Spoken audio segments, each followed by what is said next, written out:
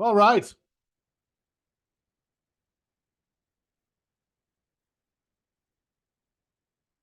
I am just posting this link in case anyone is lingering in the Discord. Is anyone in there? Oh yeah, we might get some people to join us from there. Maybe so, maybe so. Let me just post one more thing. Hi, Bob. Good to see you.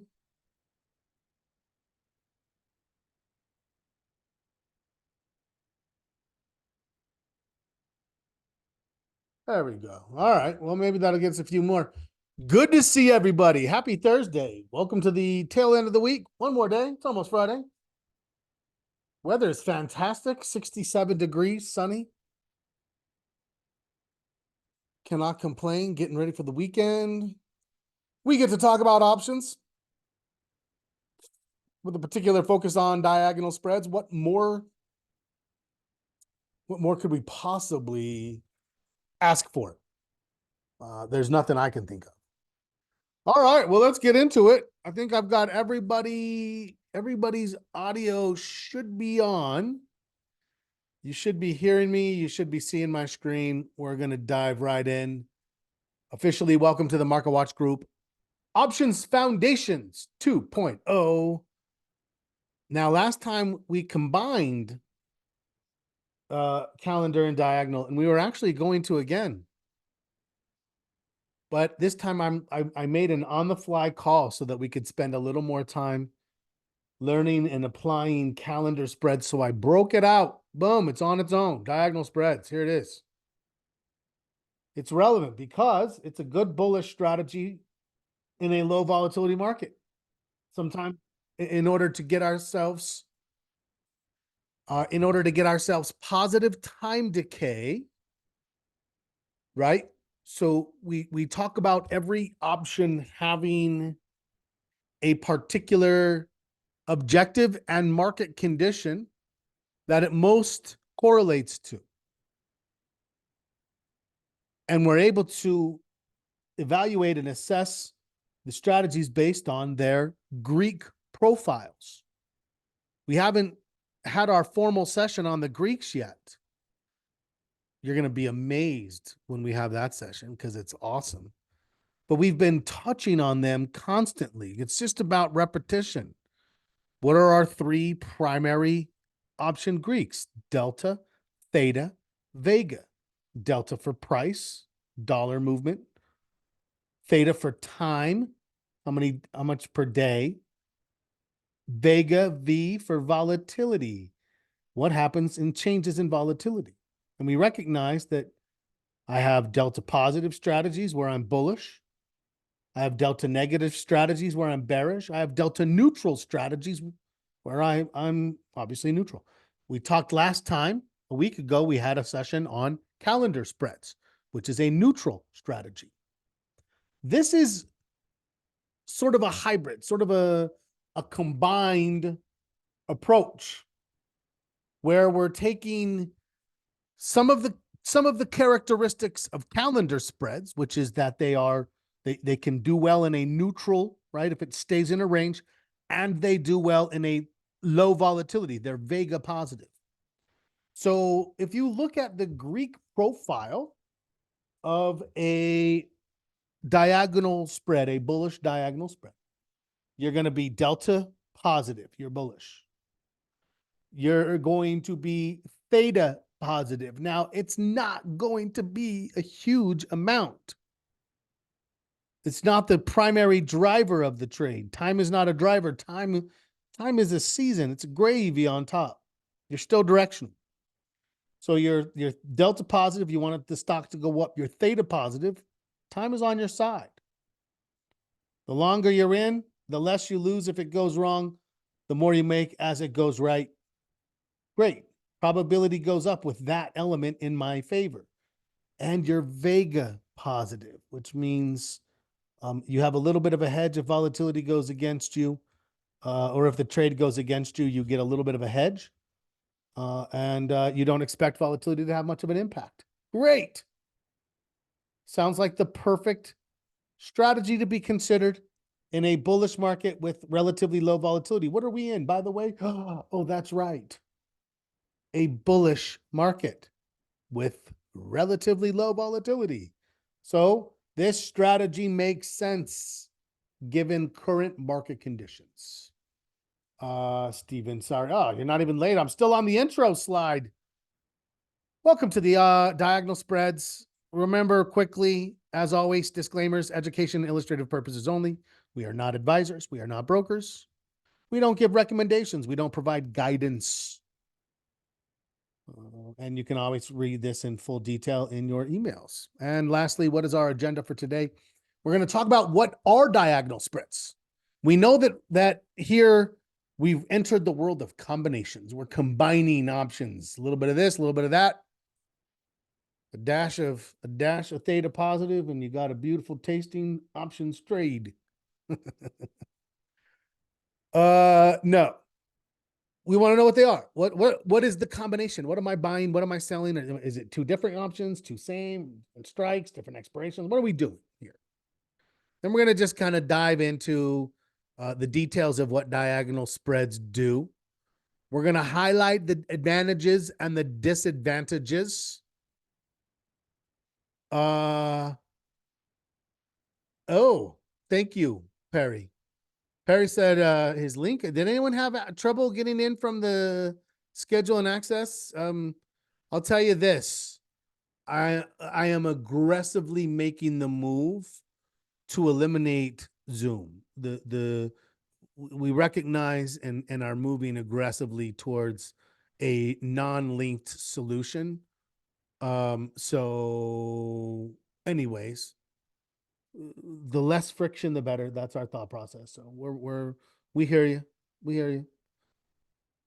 We'll talk about the advantages and disadvantages. We'll talk about how do we determine strike prices, a few tips for success, a little bit of pitfalls to avoid. We'll summarize the whole deal, full send. Then that'll prepare us to that will prepare us to mull it over the weekend, let it percolate, a little percolation, and then we'll come back here on Tuesday and we will apply by building and looking at some trades. Now, here's the deal. I've been saying this. I said this last time with calendar spreads. Now that calendar spreads are in play, I'm going to look at them for trade alerts.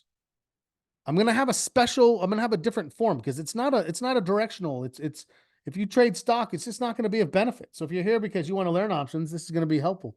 But there will be alerts that are options only alerts, and they will be things like calendar spreads, diagonal spreads, butterflies, maybe iron condor. So these are the right. If it's a directional trade, yeah, look, if it's directional, we're going to buy a call or do a spread of a directional spread. But the rest of these are a little bit more the outliers when we're really trying to fine tune a strategy to market conditions. Sorry that there was trouble. If there was for anyone, I'll go make sure that the links on that doc are good. In the meantime, there was a problem with it the other day, and I fixed it. I feel like there's an edit going on maybe internally that shouldn't, but I'll take a look and see. All right, let's get into it. Let's dive in. Deep dive. What are diagonal spreads? Diagonal spreads. What docs are you talking about? Stephen asked. Well, every single email I send you, every single one, there are 3 links to docs, Google Docs. One is a schedule. One is a welcome doc that has everything, all the resources, and one is the content library. Schedule, content library, welcome docs. Those docs are linked to every single email that you get from me. If you scroll down, you'll see those links. Okay. Definition, diagonal spreads, what are they? A variant of time spreads. A variant meaning they do benefit from time, but they are a directional spread first, time spread second, volatility mitigator third, right? Those are our three core correlations to the Greeks. Number one, this is delta, direction, bullish. Number two, time, it's working for us. Minimally, but it is working for us. Number three, volatility. We have, we're Vega positive, but we're at a low volatility. We don't expect volatility to go up. If we're right and the stock goes up, we don't expect volatility to go up. If anything, we expect it could go down, and we're Vega positive. What does that mean? Well, the fact that the volatility is low, if it does go down, we don't expect it to go down very much, right? Okay, what's the purpose? Well, sorry, I didn't finish. Involving the simultaneous purchase and sale of options with two different strike prices and two different expiration dates. This is our third type of spread. We started with verticals, right? Those are your credits and your debits. Those are the same types of options. Both are calls, both are puts. Those are the same expiration, but different strikes. They're on top of each other, vertical. Time spreads are same strike price, different expiration. They're next to each other. Horizontal spreads, they're sometimes called. Diagonal, now what? It's a little bit of both. It's up and over. Different strike, different expiration. So if you're ever like, why do they call it a diagonal spread? Right? Why do they call it a vertical spread? Because they used to list the options in the newspaper on top of each other. And so the vertical was one on top, and then the expirations were sideways. So then they were horizontal. And then if you have one and one, then it's diagonal, right? Different strike, different expiration, diagonal. Isn't that fun? What little tidbits you pick up here from options trivia? Just imagine all the people you will impress at the next party you attend when you explain the difference between vertical, horizontal, and diagonal spreads. You will be the life of the party. Trust me, I know. I know. Okay, what's the purpose? Diagonal spreads combine. Yeah, Bob's like, they're like, what's an option? They're like, what are you picking between? What's option A and option B? Diagonal spreads combine the principles of time decay and direction. So it's the best of both worlds, which we love.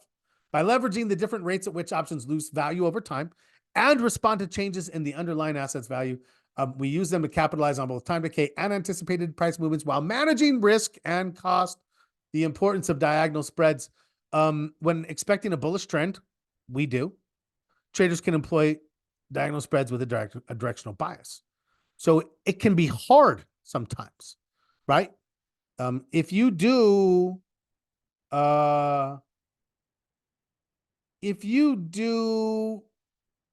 a vertical spread, price is on your side, time is on your side. Volatility, maybe not so much, right? So what this does is this gives us that volatility edge in this type of a market. So I think you'll find that these are interesting and useful. Okay, what's next?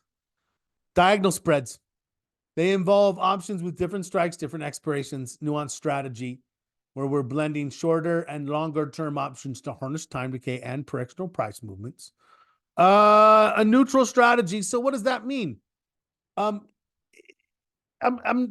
it means, I don't like the way this is put, because neutral is kind of a by default. So it's directional by objective, but if it doesn't move, you'll still be okay. That's the benefit, right? If you buy an option, if you buy a stock and it doesn't go anywhere, what happens? No harm, no foul, right? You didn't gain, you didn't lose, you're just sitting there. You have some opportunity cost because I guess you could have put that money somewhere better. If you buy an option, stock doesn't move, what happens? You're losing money. Every day you lose a little more, and every day you lose it a little faster, right?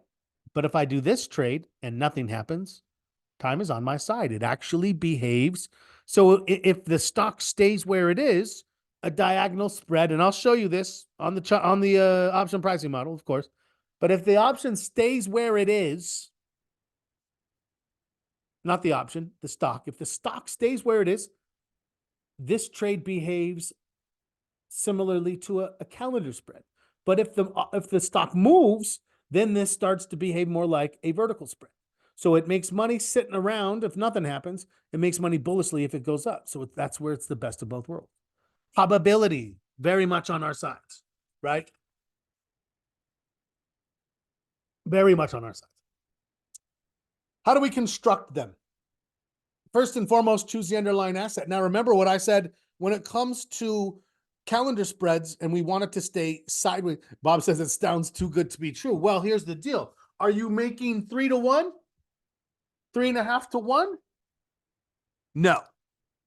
Of course, right now that you get higher probability, I believe the question that Bob's skepticism is inherently asking is this: what is the pawn? What's the pawn? In any scenario, that should be a question you start to ask yourself within the market, right? You're sacrificing something, and if you don't know exactly what you're sacrificing, that should scare the hell out of you. You don't know? Something's on the line somewhere. So if I'm getting extra probability of success, what am I losing? Profitability. You're not going to get 3 to 1, 2 to 1, right? So you're saying, hey, if I take this strategy, I'm not going to knock it out of the park. But I'm going to get on first base most of the time, second base sometimes. It's not going to be a home run. It's like calendar spreads. You don't hit home runs with time strategies. It's a time strategy. So when probability goes up, potential for profitability goes down. Does that make sense? Great, great question. You know, I always want you to ask the devil's advocate question. But what about, right? What about this? Why? Why are you doing it that way? Those are the right questions to make sure that we're taking the right approach, in my opinion, right? If I can't defend the rationale, then there's an issue, of course. So as I was saying, as we choose the underlying asset with calendar spreads, we want it to stay sideways. I'm more inclined to pick something that has more of a sideways tendency anyway, which would be an ETF, something that is a blended approach. So I like market ETFs, SPY, IWM, QQQ, DIA. But when it comes to directional, hey, let's go. It's directional. Let's trade. Anything on the watch list that's bullishly directional is open for business. We do definitely still want what? The same liquidity criteria that we always maintain, right? You got to have liquidity. We're trading options, you have liquidity. That's simple. So those are the first thing for choosing the underlying asset is I want bullish, I want liquid. We're going to strategically stagger shorter and longer term expirations to capitalize on time decay while positioning for directional shifts. Now, this is a trade where I'm looking to trade the trend, and I might actually roll this more. I might close the whole trade or I might roll it. I have flexibility in that regard.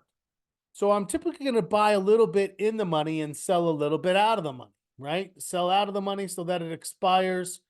If it expires, I can sell another one. If it goes up and comes back down, I can buy it back, right? So that's the theory. You buy a little bit of an in the money option. You sell an out of the money option. Now, some people will be like, oh yeah, diagonal spreads. That's great with leaps.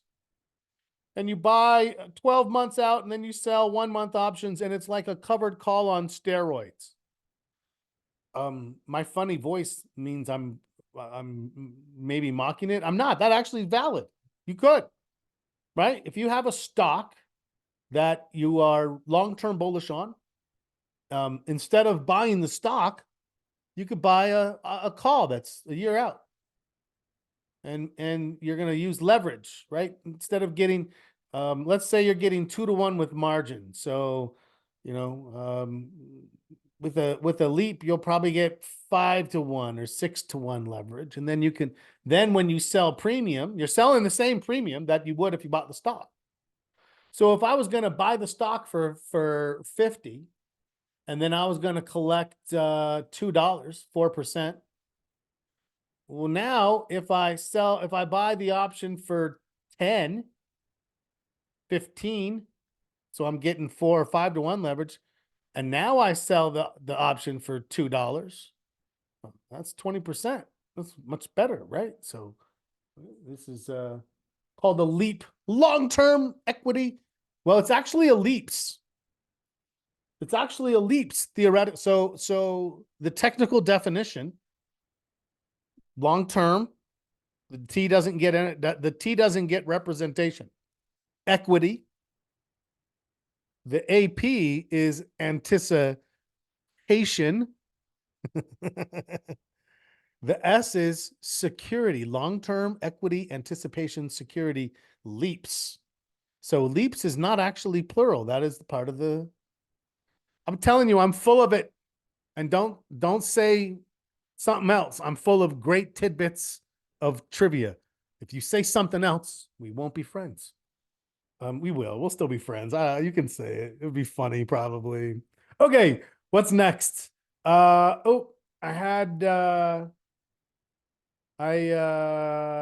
had something sneak in on my managing calendars, but it should have been managing diagonal spreads. Same thing applies. Remain vigilant as options lose value over time. Look to roll the position. If it goes up, comes back, you can buy back. So let's say I do the LEAPS strategy. I go out 1 year and I buy let's say I don't go a full year. Let's say I just go January 25, right? So I'm about 8 months out. I go January 25. I'm 8 months out. I'm a little bit in the money, right? And then so let's say it's a $50 stock. So I go 45 and I sell a little bit out of the money for $53 call, $53 call. If it goes up to 55 and then it pulls back to 54, at expiration, I can buy back the option for $1. Well, if I sold it for $3, now I can buy it back for $1. I still made $2, and then I can sell the next one, right? And so I can roll this thing for credits. So it's kind of like rolling for credits on covered calls, but you're doing it with LEAPS instead. Yeah, it's an interesting strategy. Stephen, I think that you would like when I say ITM in the money, is that $1 or $2 below the strike? It's as far as you want to go, to be perfectly fair.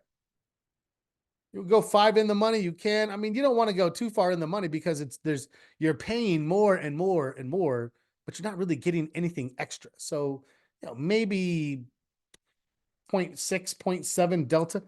We'll go look when we get to it here.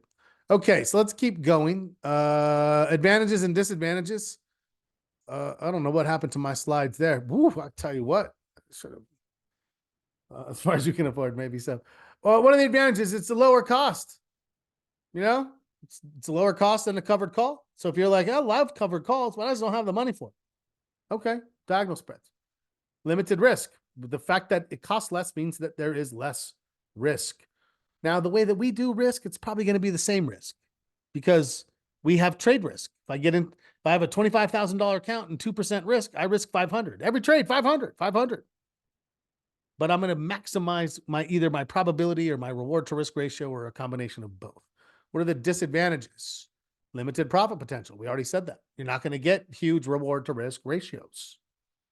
So if you get a huge price move, you're like, oh, I made a little bit, right? Made a little bit. I did what I could. Sensitivity to volatility. Diagonal spreads are sensitive to changes in volatility. However, they typically we're doing this as a bullish strategy, right? Bullish diagonal spreads. If the market drops, here's a quiz.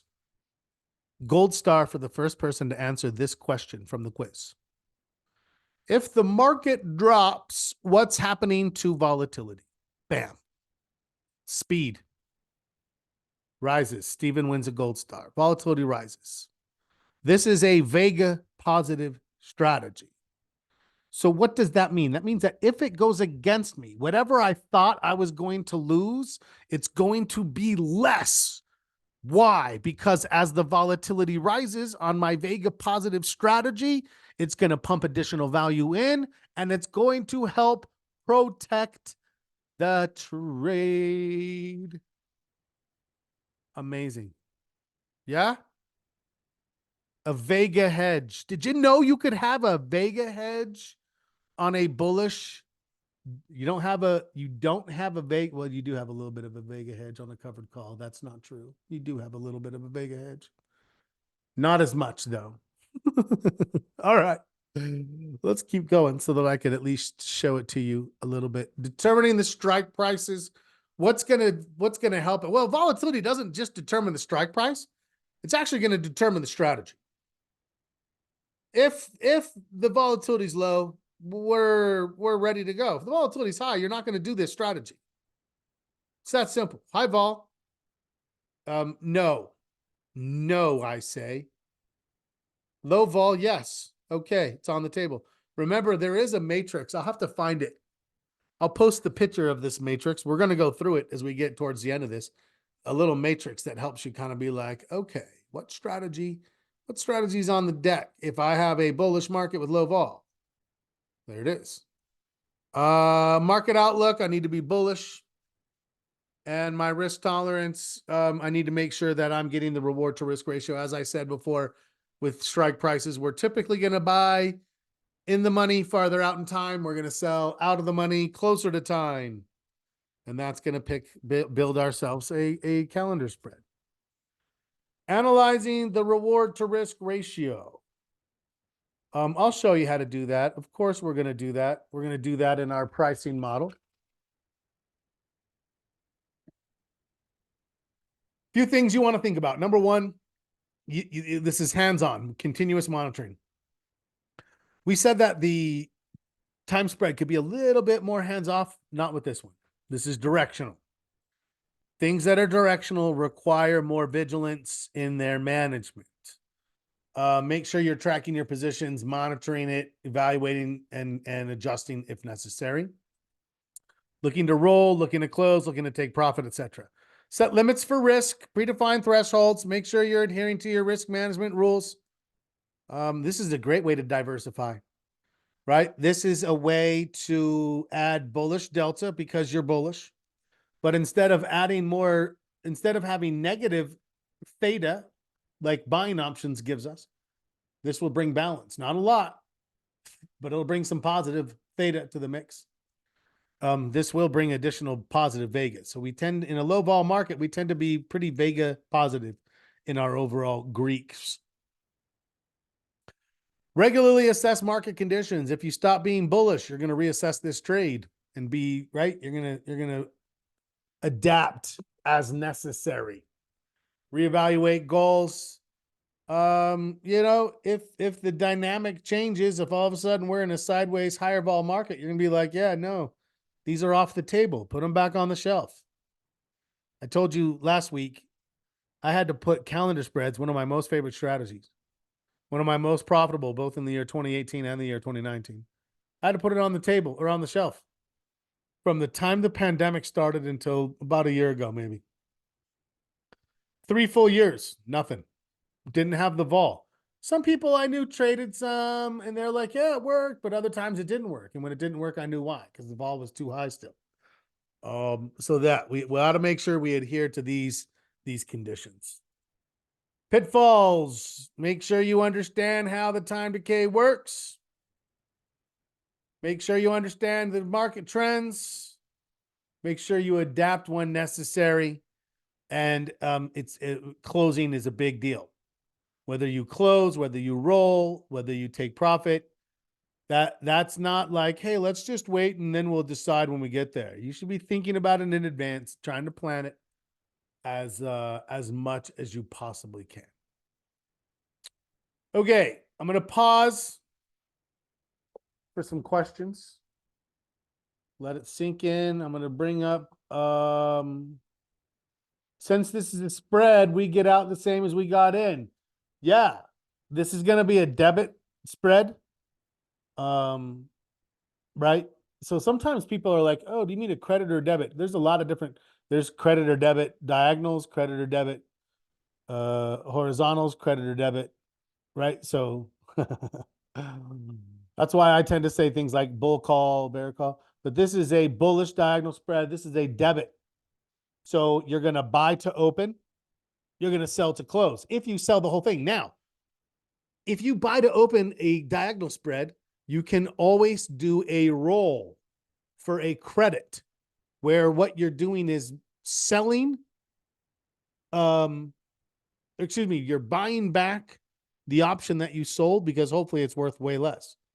Let's say that component was $2 and now it's only worth like 30 cents. Now you can buy that back for 30 and sell the next one for, let's say, 250. So you're going to do a roll for $2.20 credit. Every time you do a roll for a credit, you're low. Remember, this is a debit to begin with. So let's say you did a diagonal, you paid 12, you sold an option for 2.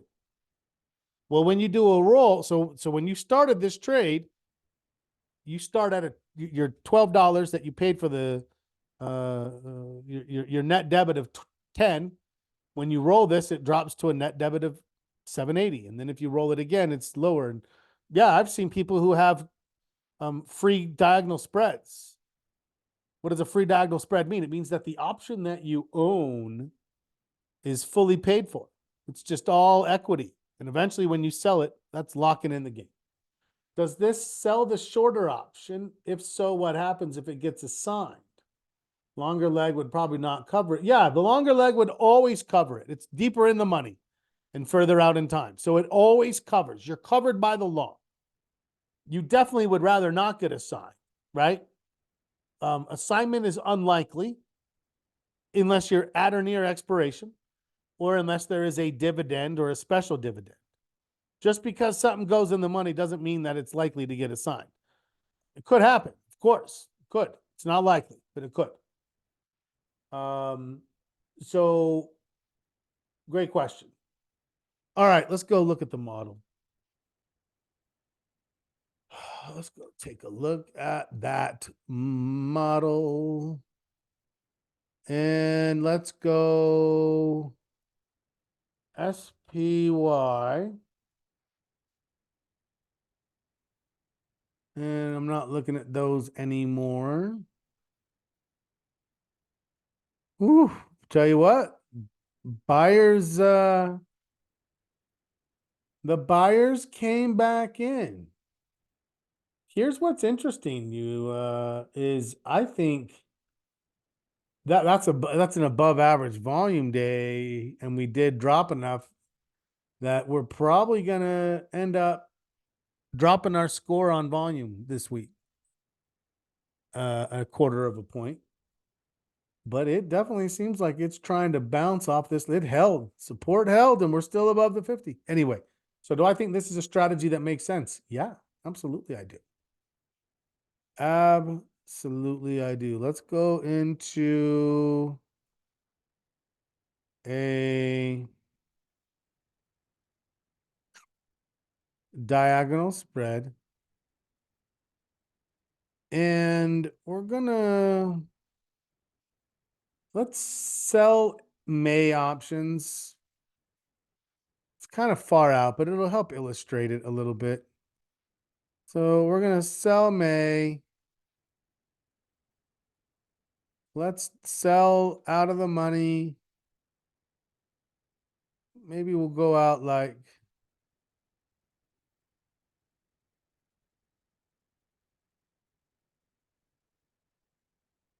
I'm gonna,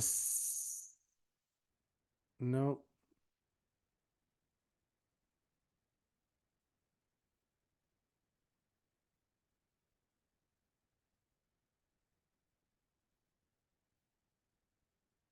We're gonna go out to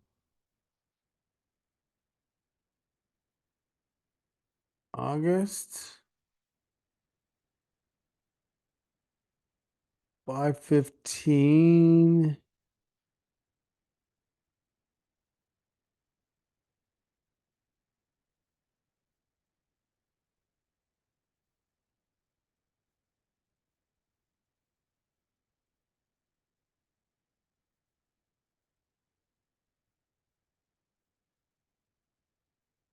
Okay, bear with me.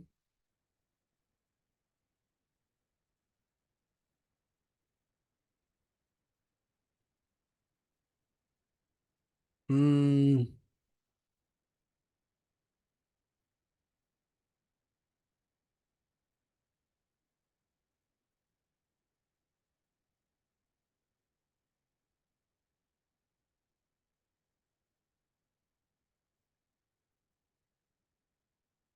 Let's see.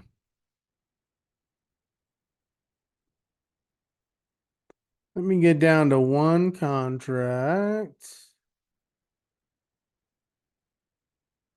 Now, this debit here, you can see this is a debit of about 20 bucks. That's a $2,000 debit.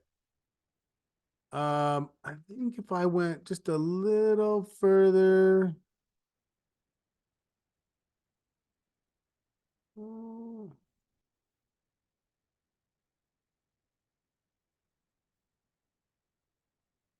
Yeah, I'd have to play around with this a little bit more, but the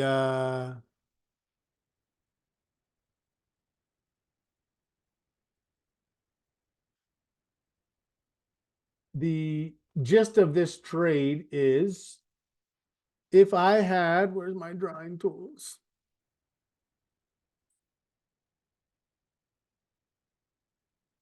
Remember that when we did a diagonals or a calendar spread, we went up and then we came back down, right? And it was like a triangle. But what we're doing now is we're putting this trade on where it goes up. And if it stays here, it looks like a calendar spread in the middle. But if it keeps going, now you can see in this one here, as it keeps going, it'll drift into negativity. However, we're only thinking about this until May, right? Until May. So this is where our trend really can come into play, especially even on the longer term, right? So if we looked at,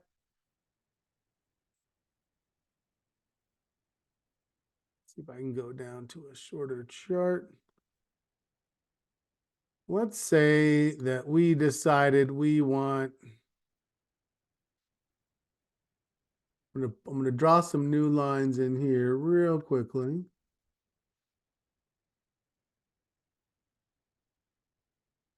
We're gonna connect here, and then we're gonna come across down here. So let's just say that's our thought process. So my thought is, if I'm thinking in May, well, right now this is a little bit coming down still. But let's just assume we think it's going to be somewhere in this vicinity here when we get to May, which is there. So a little higher actually still. Maybe we, yeah, actually I think that's in the right place. 525 to 535. It's kind of a sweet spot, right? And so I'd probably actually sell this a little further out. 525 to 535. So 525 is here to 535 is the sweet spot. There's my sweet spot right there. So what this does is it gives me the ability to make this time decay and directional trade. How am I directional? Look at this line. You can see this line is going up, up, up, up, and then it just kind of stalls for a while. It doesn't start coming back down until over here at about 560. We're not worried about that. Remember, we said, if you go back and look at our chart, 560 is way up here. By the time we get to the end of to this point, yeah, that would be very hard to get to, right? So we're saying, and even if it did, we're still making money there, right? We're still making money there. Now, let's put our stop loss maybe back here at like 505. And you can see if I have a stop loss at 505, I'm risking about 200. What's my gain? My gain is at least 400, upwards of maybe even 500 or 600. And here's what I really want you to notice is if this stays right here, that the longer we're in, you can see that if it gets close to the end of May, this trade starts kicking up and you're making $800-900. So what that does is that's accelerating the profit. So you're saying, hey, look, I think it's going to go up. Might take a little while. As long as it does, we're good. What if it doesn't? Well, this is where we're sitting down here, right? So yeah, we have I'm not sure why this is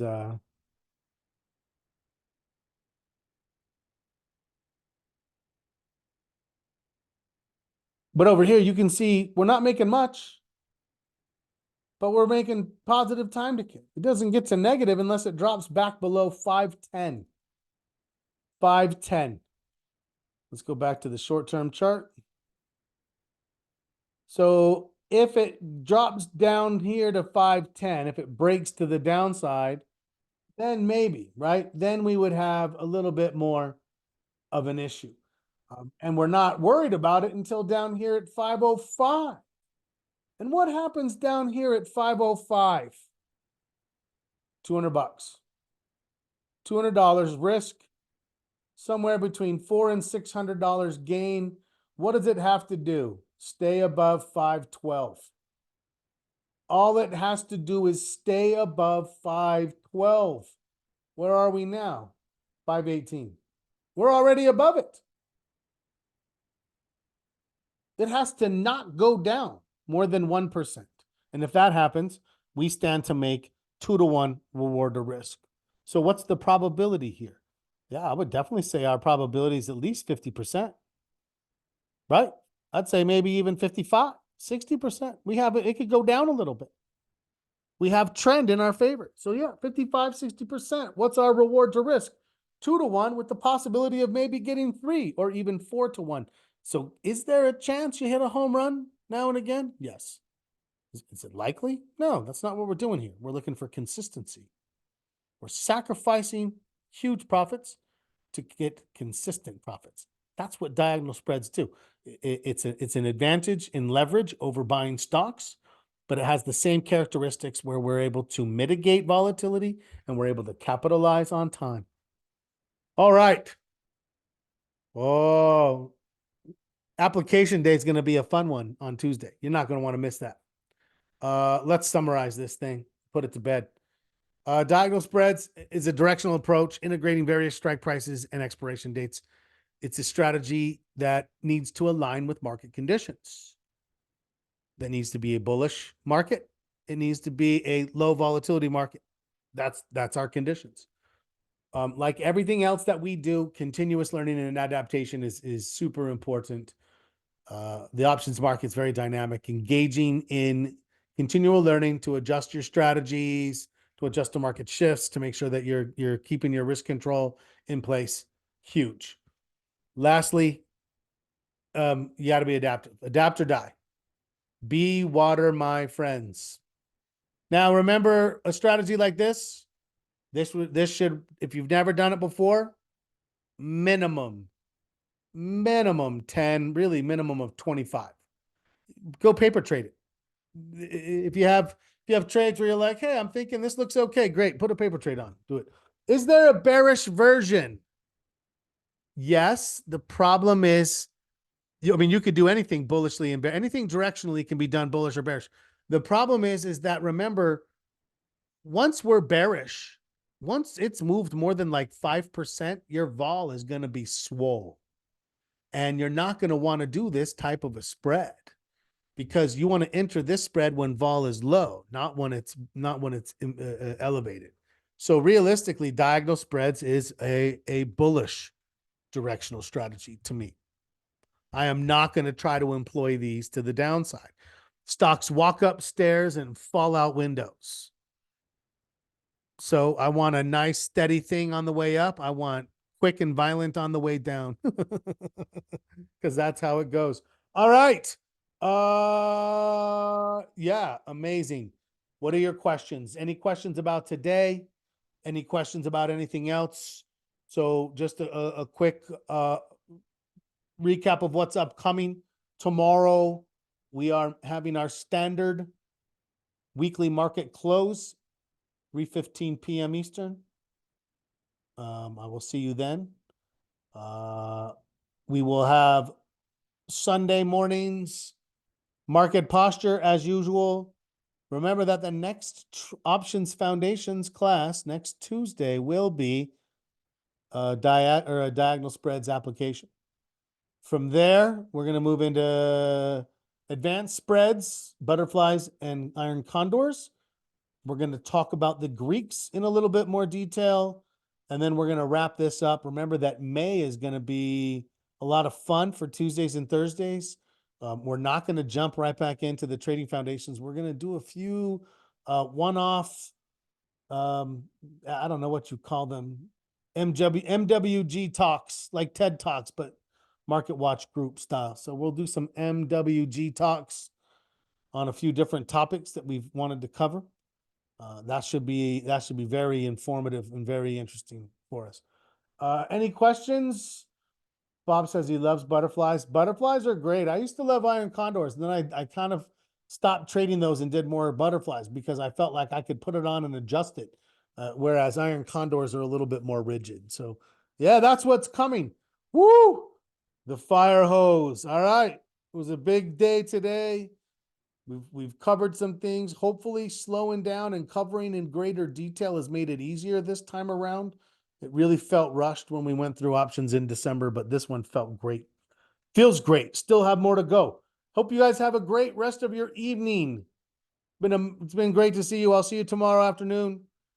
And as always, happy trading.